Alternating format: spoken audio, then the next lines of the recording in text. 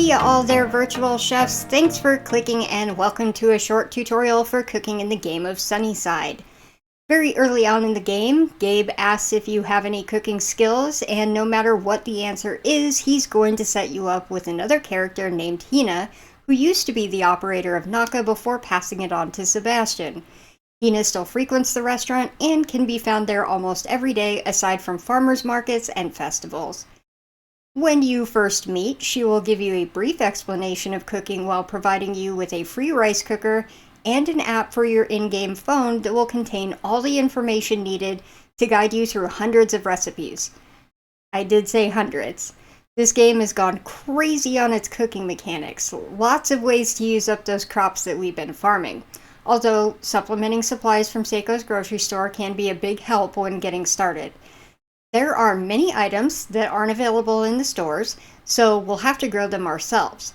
It doesn't hurt to check out the first few levels of the cooking skill tree so that you'll have time to prep ahead. The first is a simple rice dish and then a fruit salad. If you'll recall back to your first week's quest, Gabe also bought a camping stove for you at the Higashi department store, so you'll have at least 2 staples to start leveling cooking.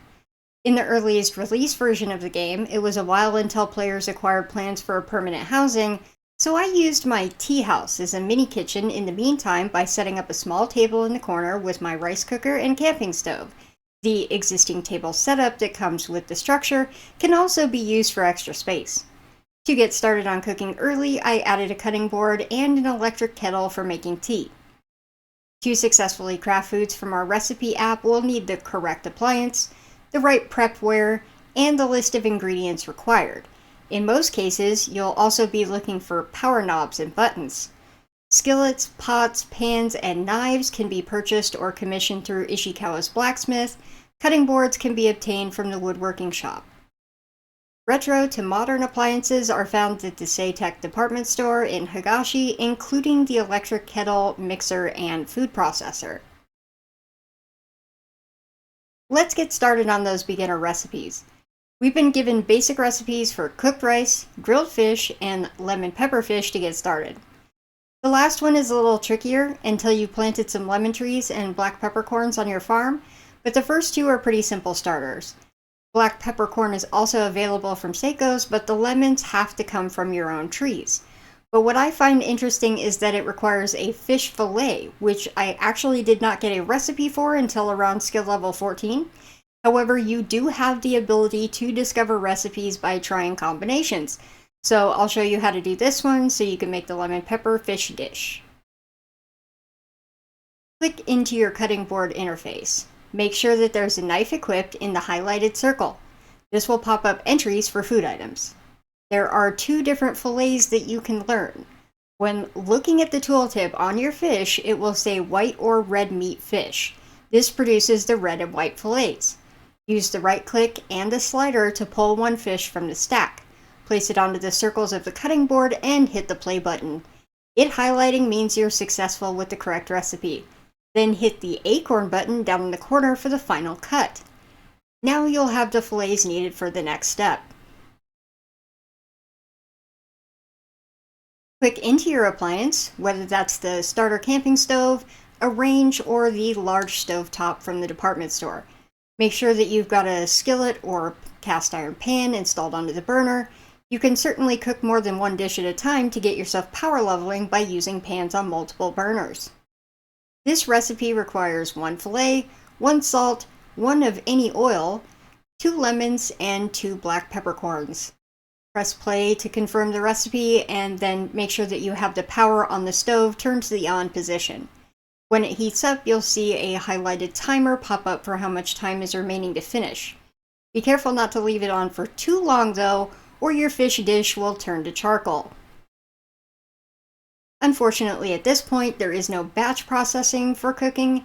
This is a bit of a complaint from people, but I understand the devs were probably trying to be very intentional about the design of the cooking skill. Personally, I don't mind it that much. It does force me to slow down a little instead of playing the game like a maniac, building and cooking at the same time. I just run around the kitchen like a maniac, trying to make a 5-course meal. You can set the rice cooker with 2 buckets of water from the hose and a bag of short grain rice on its 2-hour timer, then turn around and make some butter with 1 salt and 1 cream in your mixer, then run around a couple range burners with a fish and a single salt to make some fast grilled snacks. So let's go over each appliance and some of the things they're used for. We'll start with the rice cooker, which is primarily for rice, but there are a few dishes made in here as well. When you click on the lid, it will open, giving you the circular cooking interface.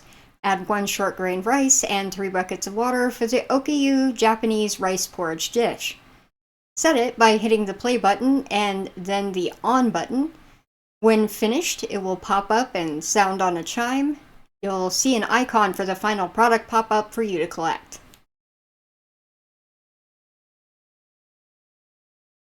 Now for a little more about the cutting board, which you already saw in our little fish fillet demo. But more than a knife can be used here. The steel mixing bowl from Ishikawa's blacksmith is also required for some dishes, so it's important to note in the recipe app. Early on, you'll need a fruit salad for the skill tree. To make one of those, follow the recipe guidelines. It's a combination of 3 fruits using the knife, 2 of any kind. You can even use your gathered berries. For example, here I'm using 2 bayberries, 2 barberries, and a couple of lemons. Select the knife interface, add the fruit, hit the play button, and then the acorn in the corner. You can also power level very early on this way using sandwiches by buying some bread and cheese from Seiko. First add a loaf of bread and then slice it, then slice the cheese separately. The 2 slices of bread and 2 slices of cheese will make 1 simple sandwich.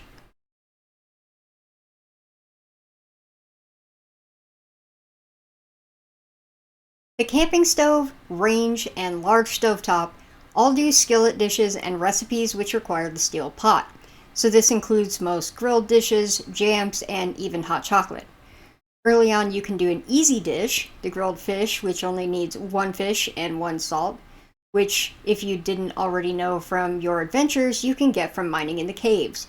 Equip a skillet or a cast iron pan on the burner, which gives you the cooking interface. Add a single edible fish, which you can figure out the possible options by looking at the tooltip on the fish, and then 1 salt to another space. Hit the play button, make sure you've got the little knob for that burner to the on position, and the timer should pop up while you wait a few minutes. For example, using the kettle, let's do some jam. You can use your gathered berries or what you've grown on the farm. Put a pot on the burner. We'll need 10 berries, 2 sweeteners, and 1 salt. For the sweetener, you can use sugar or powdered sugar purchased from the grocer or the mill. These recipes take an hour and can be further processed by the canning machine that I'll cover in my food crafting guide. Once packaged, it can be sold for a profit to Seiko or the farmer's market. Next up, ovens. There are several options: the countertop oven, the large oven, and the double wall oven, or the lower half of your range. To advance early in the skill tree, we'll need a baked potato, so I'm going to use that one as our example. We also need an aluminum sheet pan from Blacksmith Ishikawa. Load up the oven with the sheet pan and click into the interface. Add a farm-grown potato, a stick of butter that you can make yourself or buy from Seiko, 1 salt, and 1 black peppercorn. Press the play and find the switch or the knob, depending upon which appliance you're using. If you're wondering how to make butter, we need a stand mixer for that, available from the Higashi department store in the city. Open the stand mixer, add 1 cream, add 1 salt to the mixer, and then click the switch that's on the head. It will start whirling around, and shortly you'll have your final product.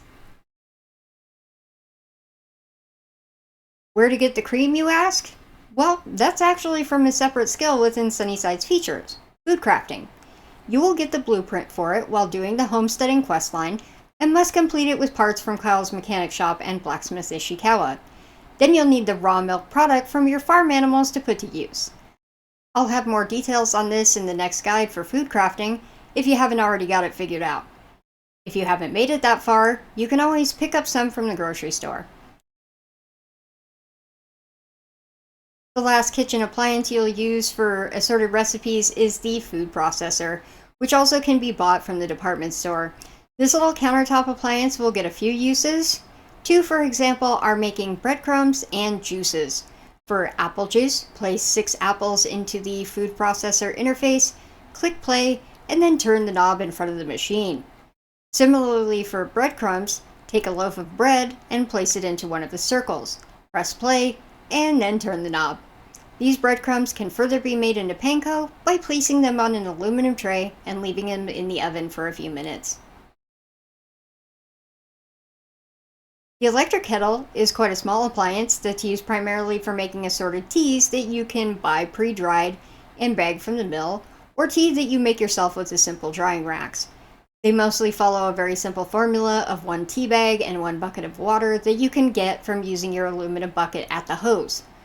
Open the kettle interface, add the tea and the water, and click the play button. You should see on the top of the handle, and it's very difficult to see, there's a switch. It will quickly start to boil, which you'll be able to see steam raising up from the spout. Then there's the only outdoor appliance, the charcoal grill, and as the name suggests, you don't get to use your regular power system for this one. It requires charcoal that you either get from the botched cooking attempts or purchase from vendors around town. For most of the items cooked on this option, you will need the steel spatula that you can purchase from Blacksmith Ishikawa. To use this, open up the lid with the E key and drop in the charcoal through the circular burner areas. You'll see it pop up on the bottom of the grill. Add a spatula to one of the burners to create a cooking interface and then add in the ingredients. In this case, I'm doing grilled chicken thigh bought from the store with additional salt from the caves. Click the play button to confirm and then click the charcoal bricks in the bottom of the grill to light it. It should glow red to indicate that it's turned on. You should get the timer at that point, and shortly after a finished dish. As you continue to cook and rack up levels, make a visit to the Kashiwa Shrine for the skill tree, as it is an important resource for expansion. In the first part of the tree, you're just doing the basics, which is adding more slots to your cooking interfaces and acquiring more recipes before it branches off into cooking specializations. This is when you'll get into the more complicated dishes and baking, in which you might need to stop by the Blacksmith Ishikawa for more pans to accommodate the items that you'll learn. Thankfully, you don't have to crack the code on all 377 recipes known in the game by our achievement in the journals. When reaching level intervals in the skill tree, new recipes will be unlocked, but not immediately to your app. First, you must take a trip out to the Naka restaurant in town, talk to Sebastian at the register, and click the recipes button at the top of the vendor window. This will populate all the available recipes, and you can browse them all by checking off the box at the bottom of the list. They're relatively inexpensive, but they can add up quick if you're buying all of them at once. There's plenty of items from prep items to drinks to full dishes, plenty to pick from. Once you've confirmed the purchase, you'll get a spam of them being added to your phone app, in which you will always be able to find them for reference and general instructions. The entries can be browsed in from the full menu, but there's also these sorting buttons for each category at the top.